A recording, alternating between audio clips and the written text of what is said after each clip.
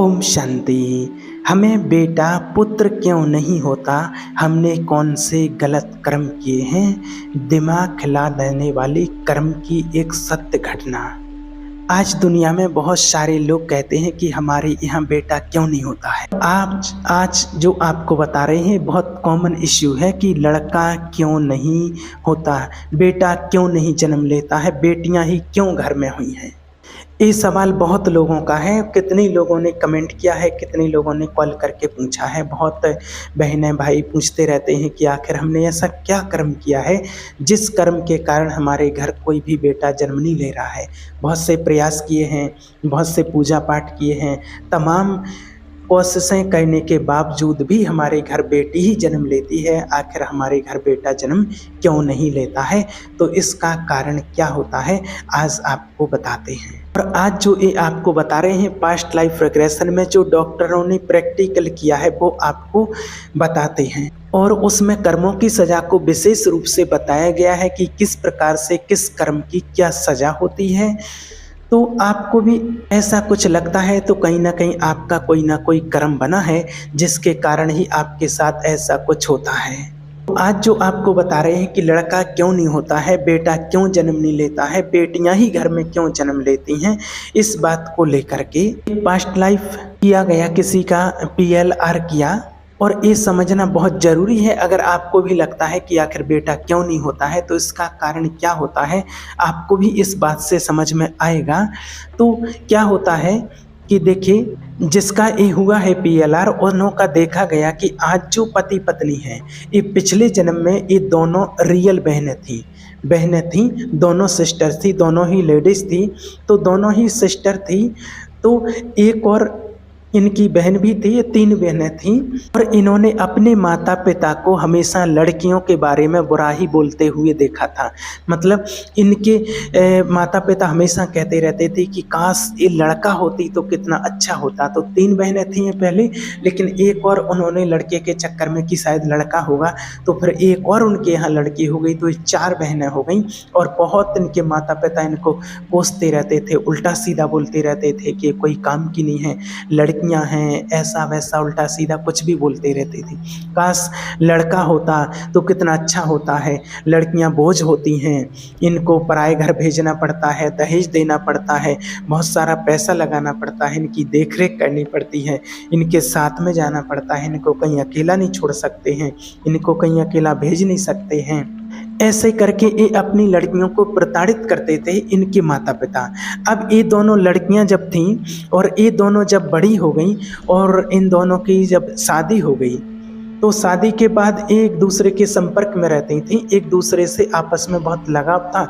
दोनों रियल बहनें थीं तो लगाव तो होता ही है, किसी किसी में कुछ ज़्यादा ही होता है, तो इनमें बहुत लगाव था, आपस में अच्छी बनती थी, दोनों एक माना मित्र की तरह रहती थीं। तो इसमें से जो बड़ी लड़की थी, माना जो बड़ी लड़की थी वो जब जैसे प्रेग्नेंट हुई, उसका जब बच्चा होने वाला था, तो इन दोनों ने फिर आपस में बात की। जब पता चला कि प्रेग्नेंट हैं तो इन दोनों ने चेकअप करवाया, डॉक्टर के पास गई, इन्होंने पता करवाया, क्योंकि ये तो सब कुछ होता था, मन जांच करने का प्रोसेस ये होता ही है आजकल तो, कि गर्भ में बच्चा है या बच्ची है। तो जब इन्होंने चेकअप करवाया तो पता चला कि गर्भ में आने वाला जो है वो लड़की है। तो ये लोग तो पहले से ही दोनों की बहुत गंदी सी एक सलाह बन चुकी थी, इनका ऐसा माइंड बन चुका था कि हमें बच्चियों को तो पैदा ही नहीं होने देना है। और अपने ऊपर तो इनको पहले से ही डाउट था कि हमें भी लड़का पैदा होना चाहिए था, और अब हम नहीं हुए तो लड़की तो हम बिल्कुल भी पैदा होने ही नहीं देंगे, लड़का होगा तो ही पैदा होने देंगे। और इसके लिए दोनों ने बहुत बुरी तरह से प्लान किया हुआ था। तो दोनों ने मिलकर के अपने पति को साथ लेकर के, पति से बात करके और उसको से सलाह करके, और तीनों ने सलाह की कि इस लड़की को तो हमें बिल्कुल पैदा ही नहीं होने देना है, इसको पैदा नहीं होने देना है। ऐसा करके इन पति को मनवा करके और इसको अबॉर्ट करवा दिया, उसका गर्भपात करवा दिया। लेकिन आपको पता होना चाहिए कि गर्भ में एक बच्चे को या बच्चे को जो एक गर्भ में है, जो अजन्मे बच्चे को मरवा देना, ये बहुत भयंकर पाप होता है, बहुत भयंकर पाप होता है। इसके लिए शास्त्रों में कहा गया है ब्रह्म हत्या के बराबर ये पाप होता है गर्भपात कराना।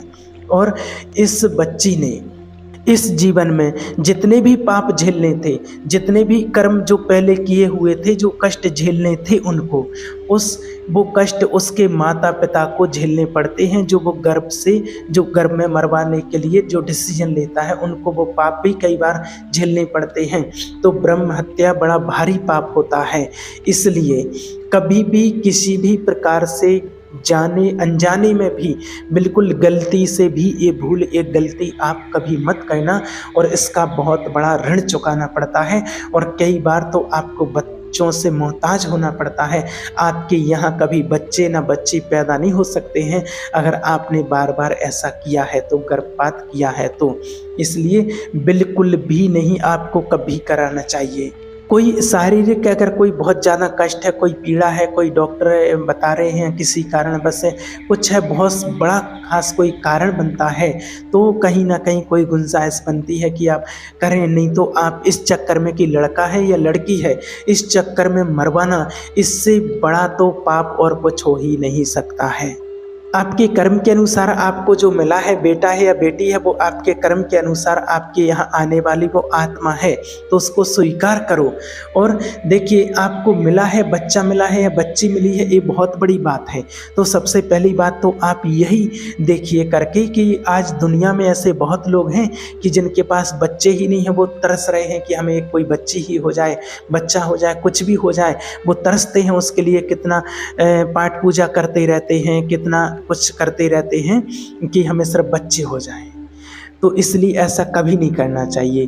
तो क्या होता है कि इन दोनों बहनों ने मिलकर के सलाह की और अपने पति को मनवा के और गर्भपात करवा दिया। और ऐसा 3 बार, 2 बार बड़ी बहन के यहाँ बेटी आई गर्भ में और 1 बार उस छोटी बहन के यहाँ बेटी आई।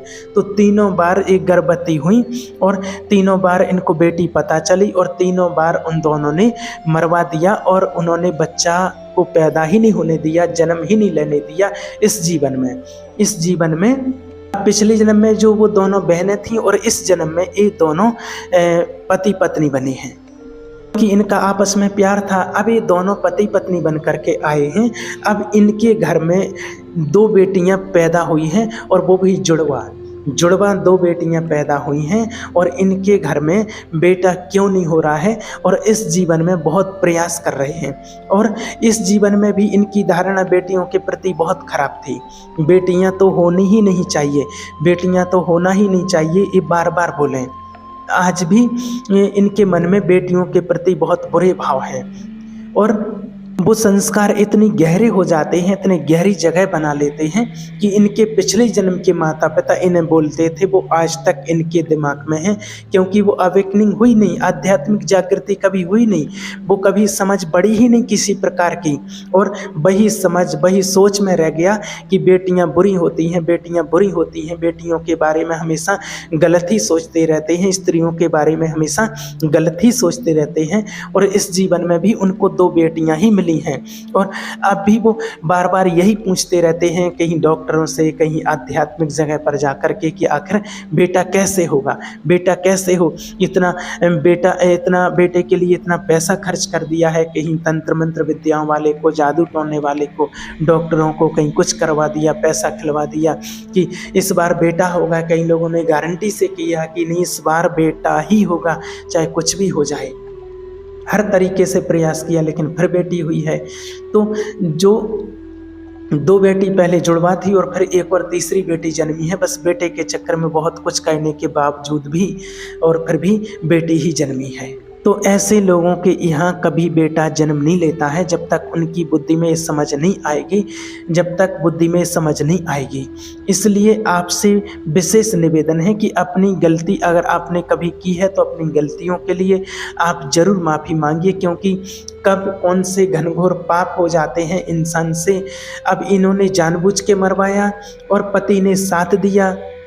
पिछले जीवन का जो पति था वो इस जीवन में तो साथ नहीं है, लेकिन किसी न किसी रूप में वो कहीं भी होगा तो उसको भी इस बात की सज़ा ज़रूर मिलेगी, क्योंकि वो भी उस फैसले में शामिल था, वो भी इस फैसले में शामिल था। इसलिए कहने का अर्थ ये है कि अगर कोई गलत हो रहा है, अगर आपके साथ, आपके पास क्या बुद्धि नहीं है, आपके पास अकल नहीं है, क्या सोच के समझ करके कोई भी काम करो, कोई भी काम करने आप जा रहे हो, सोच समझ करके करो, वरना एक एक बात की सजा, एक एक कर्म का हिसाब चुकाना पड़ता है, एक एक बात का प्रावधान है, एक एक बात का कर्म का प्रावधान है। उससे आप बच नहीं सकते हैं, उससे आप भाग नहीं सकते हैं अपने कर्मों से, आप कितनी भी कोशिश करें। इसलिए कर्मों के लिए माफ़ी मांगा करो, गलतियों के लिए माफ़ी मांगा करो, और गलतियों के लिए माफ़ी मांग करके भगवान से प्रार्थना किया करो, ध्यान किया करो, मेडिटेशन किया करो कि परमात्मा हमें सद्बुद्धि दे, हमारी अवेकनिंग हो, हमें आध्यात्मिक जागृति आए,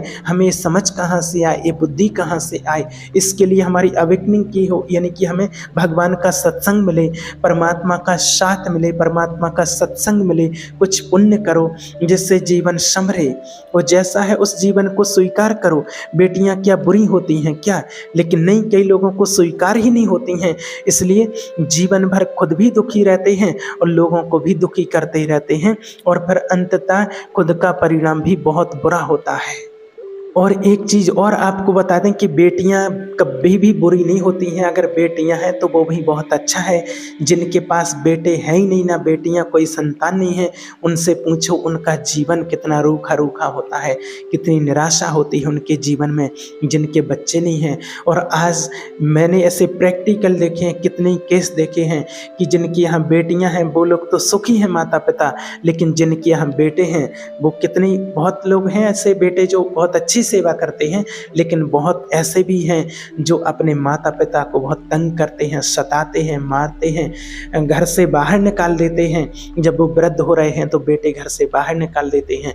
और ऐसा मैंने देखा है, 2 बेटे थे, एक बेटी थी, एक माता पिता के यहाँ, तो उनके पिताजी ने शरीर छोड़ दिया था। जो माताजी थी बेचारी अकेली थी, वो भूखी बैठी रहती थी, बहुएं दोनों खाना नहीं दे रही हैं और उन्होंने अलग कर दिया है। ऐसे करके अब बेटी आई और बेटी वो उठा करके ले गई है, माँ को अपने पास ले गई है। और अब भी ये ज़्यादा से ज़्यादा बस 30-35 दिन ही हुए हैं, तब की बात है, अभी प्रैक्टिकल की बात।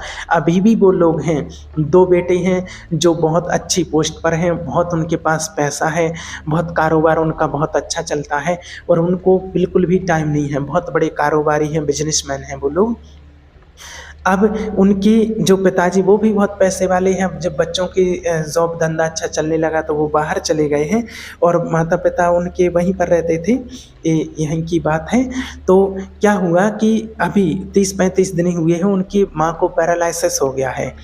अब क्या होता है, ये प्रैक्टिकल देखी हुई बात है, उन्होंने बिल्कुल सामने बताया और हमने देखी है बात। पैरालिसिस जब हो गया तो दोनों बेटों को पिताजी ने फ़ोन किया, बुलाया कि ऐसी ऐसी बात है, आप आ जाओ, तो एक भी नहीं आया। बड़े ने बिल्कुल बात नहीं सुनी, छोटे ने सुना थोड़ा बहुत, तो कहा कि पिताजी मैं आ नहीं सकता हूँ, आप मेरे पास माँ को ले आओ। तो वो माँ को लेकर के पिताजी छोटे बेटे के पास पहुँचे, और जब वहाँ गए तो पिताजी छोड़ के आ गए। 2 दिन वहाँ रुके, उसके बाद छोड़ के आ गए। तो उनकी जो बहू थी, छोटी बहू, वो उस माँ को, मानो सासू माँ थी उसकी, उसको खाने के लिए नहीं देती थी, उसको पैरालिसिस था, क्योंकि बहुत बार बार लेटरिन बाथरूम करती है, गंदगी करती है, कौन साफ करे। उसके लिए बस पूरे दिन में 24 घंटे में 2 रोटी ही खाने के लिए देती थी कि बार बार गंदगी करेगी, कौन जाएगा। ऐसी नौबत, ऐसी मुसीबत आई। फिर वो वापस अपने, वो आया उनके पति माना पिताजी उनके, और वो वापस लेकर के आए और अपने घर पर नौकर रखे हैं, नौकरों से वो अपनी सेवा समारी उसकी करवा रहे हैं। तो ये प्रैक्टिकल देखी हुई बात है। इसलिए कभी भी आप इस चक्कर में ना पड़ें कि बेटा ही हो। बेटी हैं तो वो भी बहुत अच्छी हैं, और बेटियों वाले भी आज बहुत सुखी हैं, ये प्रैक्टिकल जीवन में देखा है। इसलिए कभी भी आप ये गलती ना करें कि बेटों के चक्कर में और बेटियों को मरवा दें, उसका गर्भपात करवा दें। इससे बड़ा पाप ये ब्रह्म हत्या होती है, इससे बड़ा पाप और कोई होता नहीं है। अरे बेटी तो वो सुख देती हैं जो बेटे नहीं दे सकते हैं, और आज भी होता है। देखिए, बेटी का माँ बाप से हमेशा प्यार रहता है, हमेशा स्नेह रहता है, और सेवा भी करती हैं। बेटे तो अलग हो जाते हैं, सले जाते, सब कुछ कर जाते हैं, लेकिन बहुत बेटियाँ ऐसी हैं जो आज भी माँ बाप की सेवा करती हैं। इसलिए कभी भी आप ऐसा ना सोचें, जो आपके कर्म के अनुसार, आपके भाग्य के अनुसार बेटा या बेटी जो मिलना था, जैसा आपका कर्म बना हुआ था पूर्व जन्म का, उसके अनुसार जिस आत्मा को आपके यहाँ बेटा या बेटी बनकर जन्म लेना था और वो आत्मा आई है आपके कर्म के अनुसार। अगर आपने अभी उसको मरवा भी दिया है, नहीं आने दिया है, तो आप बच नहीं सकते हैं किसी न किसी प्रकार से। वो तो आत्मा का कर्म का हिसाब बना है, तो उससे कोई बच नहीं सकता है। कभी ना कभी तो आपको उसके साथ आना ही पड़ेगा, अपने कर्म का हिसाब किताब चुकाना ही पड़ेगा। इसलिए संतुष्ट रहें, जो भी है ईश्वर का प्रभु प्रसाद मान करके उसको स्वीकार कीजिए। ओम शांति।